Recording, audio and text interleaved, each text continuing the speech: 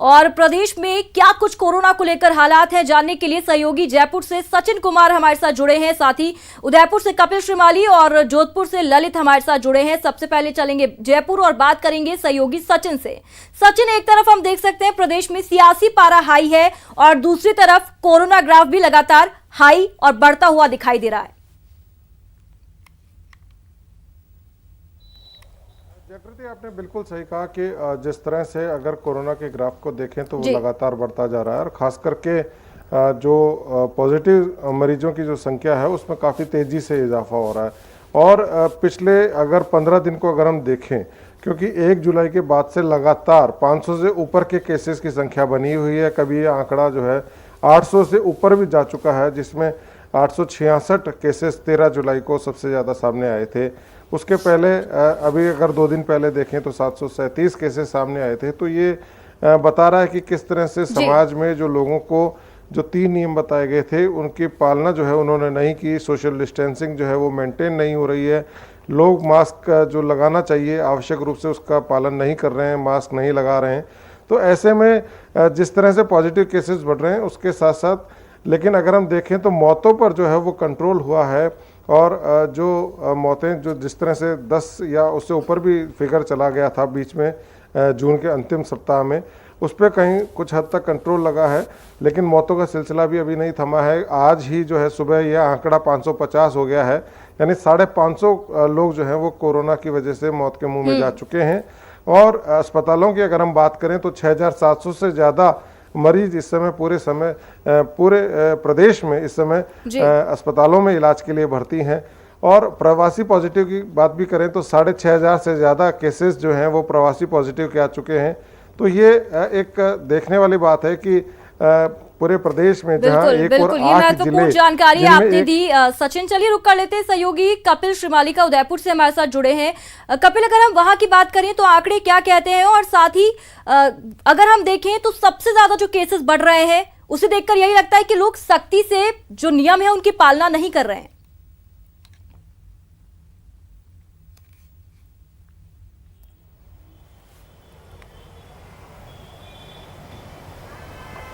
बिल्कुल कपिल, क्या आपको मेरी आवाज मिल रही है? तो चलिए हमारी सहयोगी जोधपुर से ललित भी हमारे साथ जुड़े हुए हैं। ललित, यही सवाल आपसे भी पूछूंगी, कोरोना ग्राफ जोधपुर में क्या कुछ कहता है और लोगों के अंदर कितनी जागरूकता है? ललित,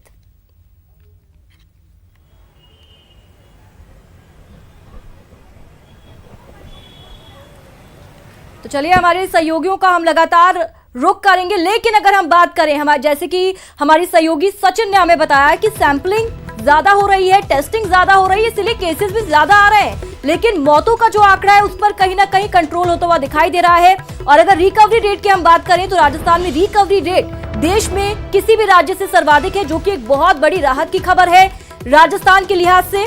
और लगातार आपको हम केसेस की अगर बात कर दें तो देख सकते हैं आप 27,973 यानी 28,000 का वो आंकड़ा जिसे हम छू सकते हैं कोरोना के केसेस की गिनती में। तो वहीं 550 लोगों की अब तक कोरोना के चलते मौत हुई।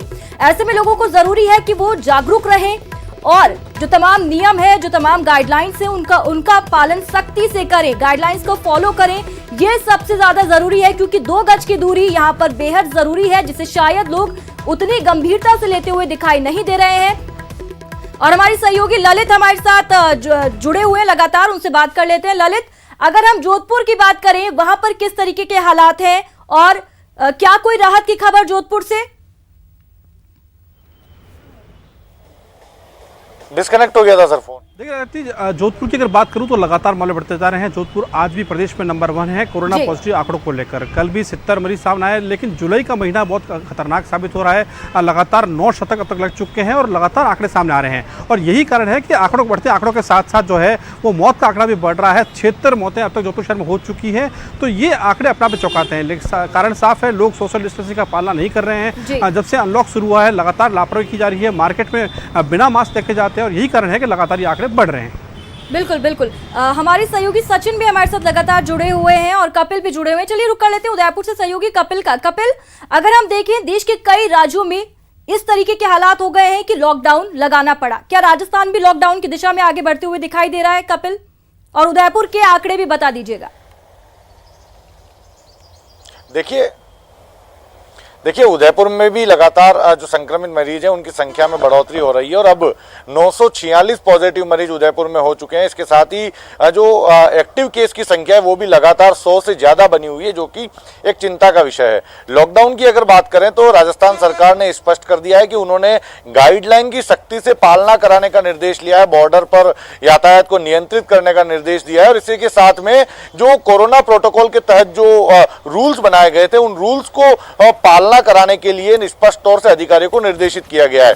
इसी के साथ में उदयपुर जिला कलेक्टर ने भी एक आदेश जारी किया जिसके तहत लोगों को यह चेतावनी दी गई है कि यदि किसी व्यक्ति में कोरोना संक्रमण के लक्षण है और वो उसको छुपाता है और बाद में जब उसकी पुष्टि होती है तो उस पर विधि पूर्वक कार्रवाई की जाएगी और यदि किसी में लक्षण है तो वे तुरंत प्रभाव से हॉस्पिटल जाकर इसकी जांच कराए ताकि उसको अन्य लोगों तक फैलने से रोका जा सके। बिल्कुल, ये महत्वपूर्ण जानकारी आपने दी कपिल कि अगर कोरोना के लक्षण है तो डरे नहीं, आगे आए, अपनी जांच कराएं और सभी को यहाँ पर बचाते हुए ये कदम उठाएं। और सचिन, कपिल और साथ ही हमारे साथ ललित लगातार जुड़े हुए थे, तमाम अपडेट्स दे रहे थे। आप तीनों का ही बहुत बहुत शुक्रिया।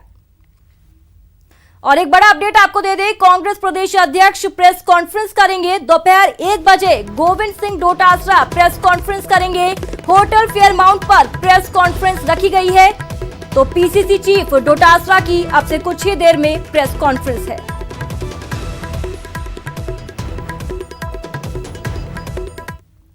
और बुलेटिन में बस इतना ही। नमस्कार।